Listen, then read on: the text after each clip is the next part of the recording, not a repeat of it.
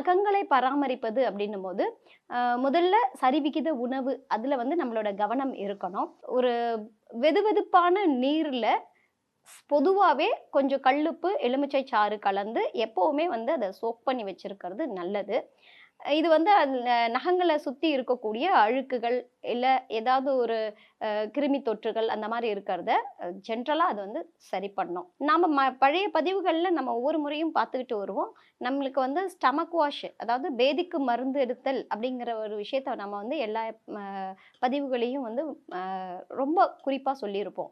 இது ரத்தத்துல இருக்கக்கூடிய கிருமிகளையும், உடல்ல தேங்கக்கூடிய கழிவுகளையும் நீக்கிறதுக்கு ஒரு நல்ல முறை. இந்த மாதிரி ரெகுலரா நீங்க 3 மந்த்ஸ் ஒன்ஸ் நீங்க ஸ்டமக் வாஷ் அண்ட் வந்து கால் நகங்கள வந்து வெந்நீர்ல வச்சு பெடிக்யூர் இல்ல இந்த மாதிரி வீட்லயே வந்து சொல்லக்கூடிய சில எளிய வழிமுறைகள் இதில வந்து பயன்படுத்திட்டு வந்தோம் அப்படின்னா, இந்த தொற்றுக்கள் வராமலேயே நம்மளால பாதுகாத்துக்க முடியும்.